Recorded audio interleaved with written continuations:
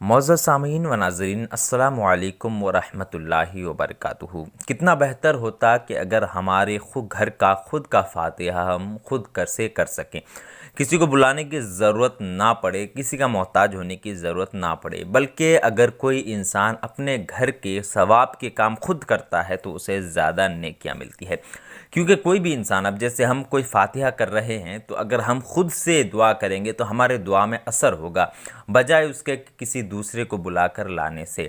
تو اسی طرح اب 11ویں کا مہینہ شروع ہو رہا ہے اور ہو گیا ہے، اور اس میں ہم 11ویں کے فاتحہ کرتے ہیں۔ تو 11ویں کے فاتحہ کرنے کا طریقہ آج ہم لوگ اس ویڈیو میں جانیں گے کہ کس طرح سے ہم 11ویں کا فاتحہ کر سکتے ہیں۔ غوث اعظم کے نام سے ہم اس میں فاتحہ کرتے ہیں 11ویں کا فاتحہ، تو اس میں مکمل طریقہ جانیں گے کہ 11ویں کا فاتحہ کس طرح سے کی جاتی ہے۔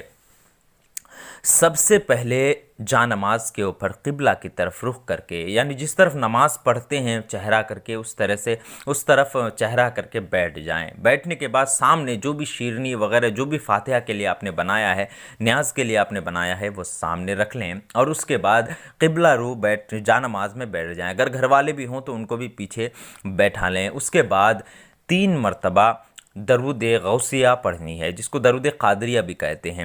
درود غوثیہ 3 مرتبہ پڑھنی ہے، اس طرح سے: اعوذ باللہ من الشیطان الرجیم، بسم اللہ الرحمن الرحیم، اللہم صلی علی سیدنا و مولانا محمد معدن الجود والکرم وآلہ وبارک وسلم۔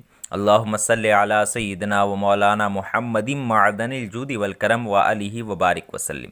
اللہم صلی علی سیدنا و مولانا محمد معدن الجود والکرم وآلہ وبارک وسلم۔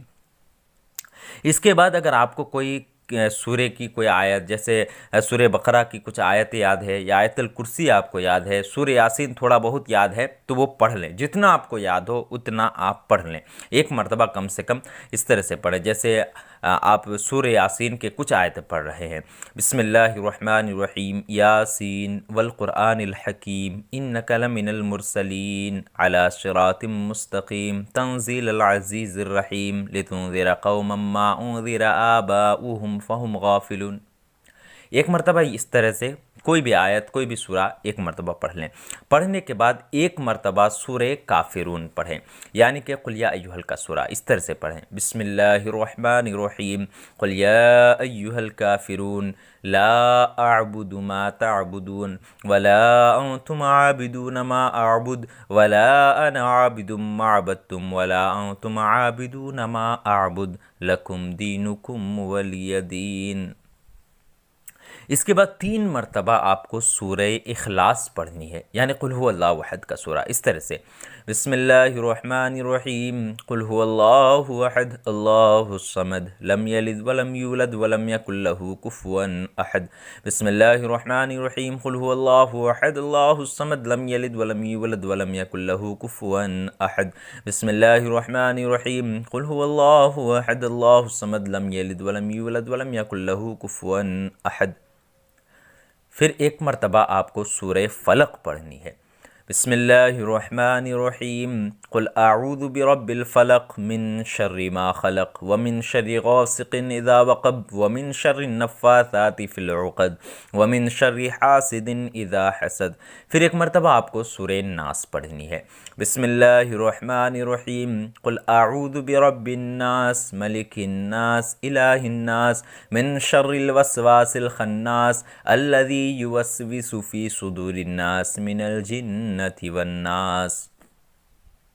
اس کے بعد آپ کو 1 مرتبہ سورہ فاتحہ پڑھنی ہے، اس طرح سے: بسم اللہ الرحمن الرحیم، الحمد للہ رب العالمین، الرحمن الرحیم، مالک یوم الدین، ایاک نعبد و ایاک نستعین، اہدنا الصراط المستقیم، صراط الذین انعمت علیہم غیر المغضوب علیہم ولا الضالین، آمین۔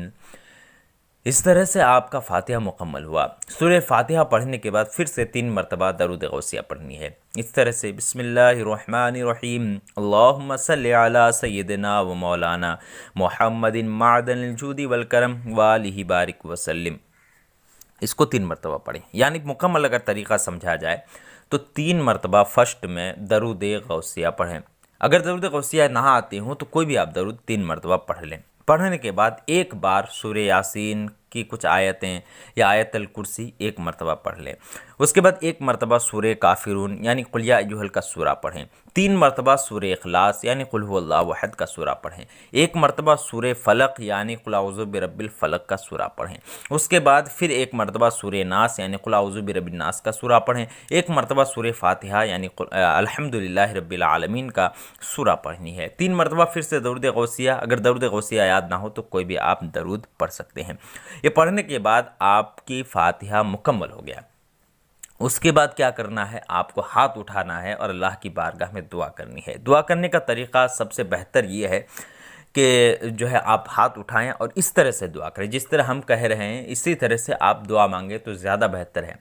جیسے یا الہ العالمین ہم نے قرآن پاک کے چند سوروں کی تلاوت کی ہے، غوث اعظم کا فاتحہ کیا ہے، نظر و نیاز پیش کیا ہے، اس میں جان کر بھول کر جو بھی غلطی خطا ہے اس کو معاف عطا فرما، اور معاف فرما کر اپنے حبیب احمد مجتبیٰ محمد مصطفیٰ صلی اللہ تعالی علیہ وسلم کے صدقۃ فعل سے قبول عطا فرما۔ ان کے صدقۃ فعل جتنے بھی انبیاء کرام ہیں سبھی کی بارگاہ میں اس کا ثواب پیش کرتے قبول عطا فرما۔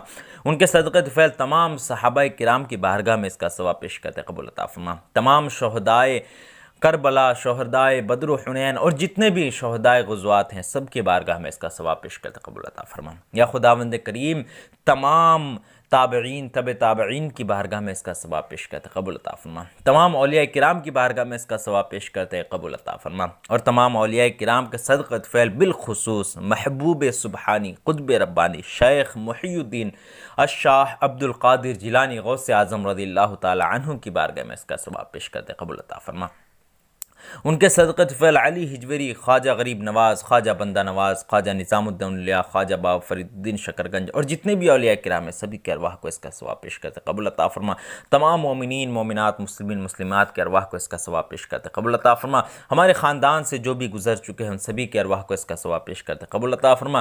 سبھی کے گناہ صغائر و کبائر کو معاف عطا فرما۔ یا خداوند کریم ہمارے گھروں میں خیر و برکت کا نزول عطا فرما، ہمارے گھروں میں جو بھی پریشان حال ہے ان کی پریشانیوں کو دور عطا فرما، جو قرض دار ہے ان کو قرض سے سبکدوشی عطا فرما، جو بیمار ہیں ان کو شفاء کلی عاجلہ عطا فرما، ہر طرح کے آفت و بلیات سے محفوظ عطا فرما۔ یا خداوند کریم تو بڑا کریم ہے، بڑا رحیم ہے، غوث اعظم کے صدقۃ فعل ہمارے گھروں میں خیر و برکت عطا فرما۔